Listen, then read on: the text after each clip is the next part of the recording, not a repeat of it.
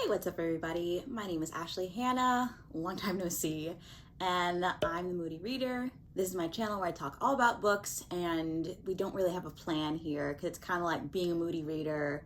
There's no plan there either. So I just I chat about the books that just are relevant in my day to day. And this book is no different for that reason. It is not relevant. Nobody's talking about it. It's pretty old, and the popular book in its series is the first one. And this is The Angel's Game by Carlos Ruiz Zafón. Sorry if I pronounced that all American. What can you do? This book is, I'm not even kidding you, underhyped. And we're going to talk about why that is. So I'm pretty sure I'm going to title this video, Why Are We Sleeping on This Book? Because I myself was sleeping on this book. The first book in this Cemetery of Forgotten Books series is The Shadow of the Wind. Super popular. Everybody's heard of it. I heard of it because it was really popular. And I knew that there were more books in this series. I knew that. But even then, I forgot about them. And like once I read that book, which I gave 5 stars, I forgot about it, put it out of my mind until this lovely commenter mentioned it, and they were like, hey, you should really read this book. And I was like, ooh, I have no idea what I'm going to read next. So sure, okay. And this is a way to get me to read a book, you guys. Just comment it. I will definitely be more inclined to read it if somebody's like, hey, I think you should read this insert book, and I probably will. So I did read it. I give it 4.5 out of 5 stars. I loved it so very much, and I will tell you why. Also, I think this will be non-spoiler because I need you guys to read it. I need us all to gush about it. So like I said, if you clicked on this video, it's because you probably at least have heard of the first book or you even read it. And I will say that this book is not a direct sequel to the first book, which is what I thought it was. Like, I even did a whole podcast episode talking about, oh my gosh, I love The Angel's Game, is such a good sequel, blah, blah, blah. It's not a sequel. It's a prequel. What? I know. Mind blown. Yes, it's a prequel to the first book. You do not have to read this book before the first book. You don't have to read it after the first book. I think the series goes along with the first book. The second book is a prequel, and the third book is kind of after the first book. So this book really has no purpose or place, and I loved it.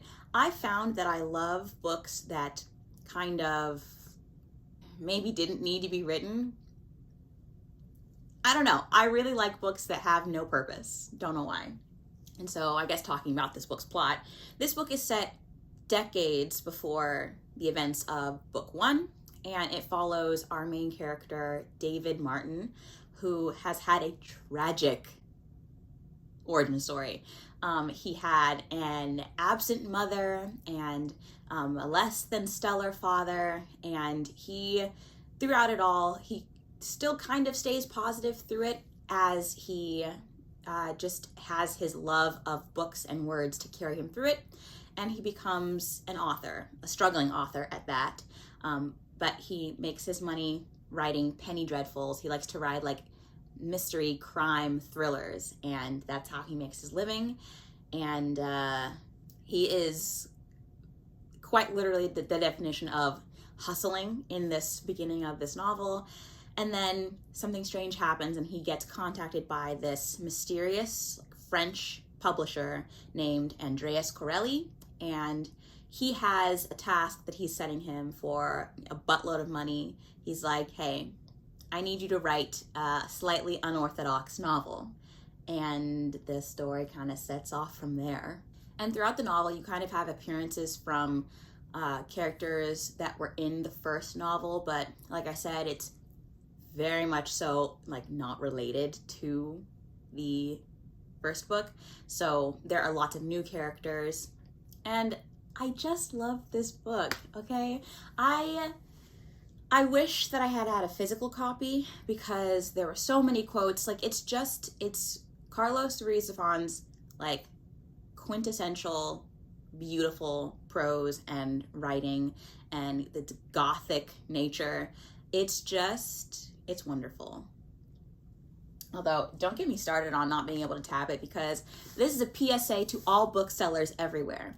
Stop only stocking the first book. You need to stock all 4 of them, please. So my local bookstore, please get it together and order a copy of The Angel's Game and set it aside expressly for me, please. Thank you. But I digress. I don't know if I know I didn't love it as much as the first book, this book, because I gave it 4.5 stars, and I gave the first book 5, so obviously I like this one just a little bit less. But let me tell you about the things that I love. Love the characters. Our main character, first and foremost, he's such a likable, unlikable character. He is so sarcastic, and like, we get it because of his upbringing and like his origin story, why he is the way he is. He's very sarcastic, and it puts a lot of people off of him. His great love in this tale, it's a little, I can't spoil it, but his great love, it's like, and even the friends that he has, it's like, and I'm not being coherent, but I love the dialogue is very good in this book because he is so sarcastic, and it just appeals to my cynical side. And throughout the novel, you have the other character, which is this like huge house that's kind of been in David's life for the longest time, and he eventually ends up, exploring the house, and that becomes one of like the quintessential characters. It's very gothic, it's very creepy, it's got a mystery to it. So if you like houses with like a mystery, this one's for you. Now, I will say the reason why I didn't give this book 5 stars is because I was a little too dense, a little too stupid to understand what happens in the finale. Like, okay, if you read this book, please let me know down in the comments, what did you parse out from the finale? It was just, a lot happens at the end, and it's just, you just don't really understand what is happening. I didn't, so it confused me a little bit. I mean, the fact that I didn't even know that this book was a prequel until about halfway through the book kind of says it all for how in the dark we are throughout this entire novel. I will say it's not as much of like an epic journey as the first book is, but that didn't really hinder my enjoyment of this one at all. There were just a couple of slow sections where it just felt like a lot was happening, but we weren't being told why it was happening, if that makes any sense. But the ending was also so sad and beautiful. It was very sad and beautiful.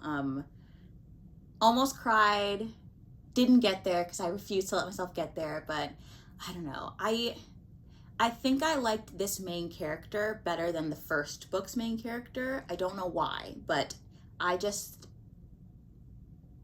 felt for David, and I just, towards the end, I felt like I was going crazy. Oh my gosh. So if you have read this book, let me know what you thought about it, and let me know if you've read the entire series. Like, how many books are there in this series?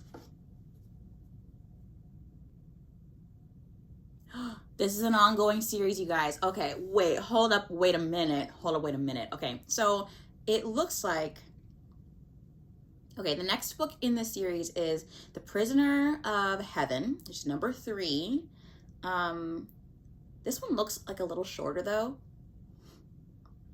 It's published in 2012.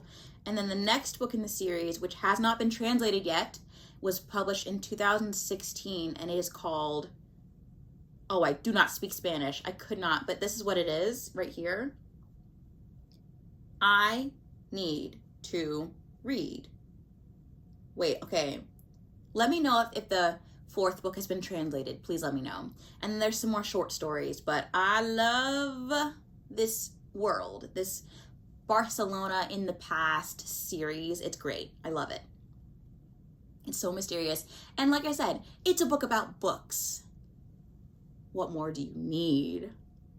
So I feel like I haven't been very succinct with this review. And let me know, do people still watch book reviews? I'm very curious. I liked making this because I got to talk about a book that I just read. Because February has been weird. I haven't read a lot because I've been busy. What are you gonna do? But if you have if you've read these books in this series, let me know what you thought about them, and we'll have a conversation down below. And speaking of comment sections, thank you guys for all the comments on lots of my most recent videos. You guys are so sweet, and you guys have great takes on certain things, and I love the conversations that are being had. So keep up the commenting. I love having conversations with people. So if you enjoyed this video, go ahead and give it a thumbs up, a like, and I will talk to you guys in the next video.